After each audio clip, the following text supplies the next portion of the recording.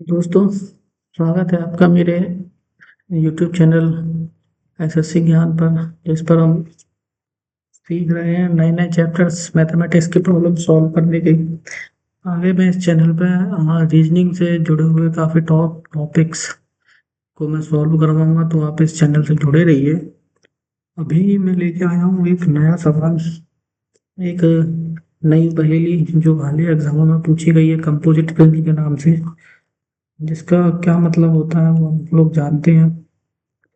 सबसे पहले हम उसके लिए समझते हैं प्रिज्म कि व्हाट इज प्रिज्म। प्रिज्म होता है एक ऐसा शेप जिसका top area and bottom area दोनों ही सेम होते हैं। यानी अगर ऊपर ट्रायंगल है तो नीचे भी ट्रायंगल होगा, और अगर नीचे रेक्टेंगुलर सरफेस है तो ऊपर भी रेक्टेंगुलर सरफेस होगी। इसका ये जानते हैं हम इसके वॉल्यूम के बारे में। इसका वॉल्यूम कितना होता है? वॉल्यूम ऑफ प्रिज्म होता है एरिया ऑफ बेस। बेस जैसी भी हो उसके according area into height.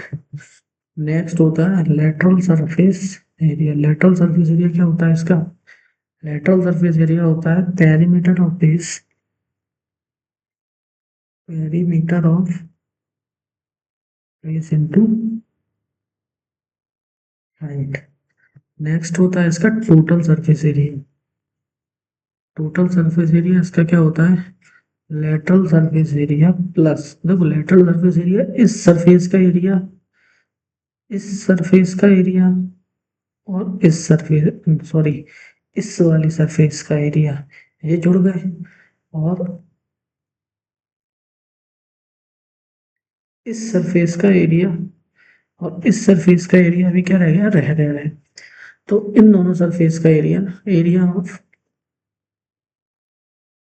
To surfaces,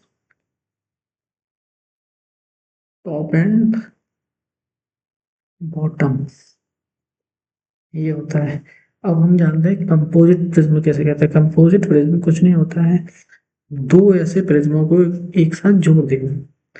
जैसे कि कोई हैट है, इस हैट को क्या किया गया है? इसके साथ में जोड़ दिया गया है। एक ये ट्रायंगुलर हो गया और ये एक रेक्टेंगुलर हो गया, ये आपस में एक दूसरे के साथ जोड़ दिए गए। ये हो गया आपका क्या? कंपोजिटम कंपोजिट समझ में आया? अब चलिए हम करते हैं इस पर एक सवाल जो कि हाल एग्जाम में आया हो या फिर आने के चांसेस है। इसको सॉल्व करने की कोशिश करते हैं। अब water shaped tank is shaped like a composite prism. The bottom part is a triangular prism with base height, while the top part is a rectangular prism with base and height. What is the total volume of the tank? देखो, tank का यदि आपको volume निकालना है, tank दो चीजों से मिलकर बना है, एक रेक्टेंगुलर प्रिज्म से, दूसरा ट्रायंगुलर प्रिज्म। ये दोनों प्रिज्म का, रेक्टेंगुलर और ट्रायंगुलर वाले का एरिया निकाल, वॉल्यूम निकाल लिया, तो यानी कि आपने टैंक का भी वॉल्यूम निकाल लिया। अब आप वॉल्यूम ऑफ रेक्टेंगल कैसे निकालेंगे? आपके पास बी, हाँ, आपके पास एल और बी दिया है, लंबाई और चौड़ाई दी है आपके पास। तो एरिया ऑफ बेस कितना हो जाएगा? 40 × 30 सेंटीमीटर में है ये हाइट मीटर में, तो सेंटीमीटर में, 1 मीटर में 100 सेंटीमीटर होते हैं। तो 0.8 मीटर में 80 सेंटीमीटर, कितना आ गया?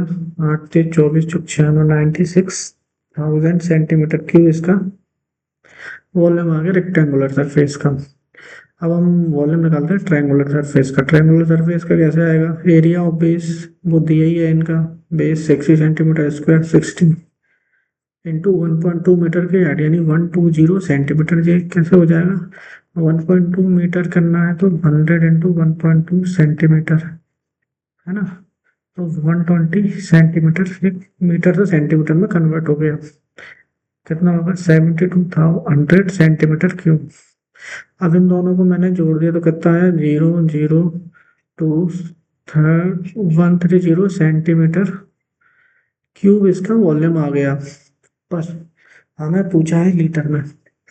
तो मैं जानता हूँ कि 1 मीटर क्यूब में 1000 लीटर होते हैं, और 1 मीटर क्यूब यानी कि कितना होता है, और 1 सेंटीमीटर क्यूब में हमें निकालना है ना।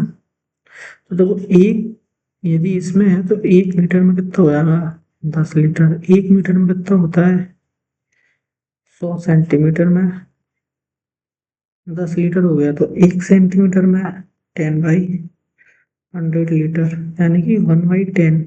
क्यूब करना है तो 1/1000 लीटर, यानी कि 1000 से आप डिवाइड दोगे तो आपका आंसर आ जाएगा लीटर में, यानी इसका आंसर आ गया 103.2 लीटर।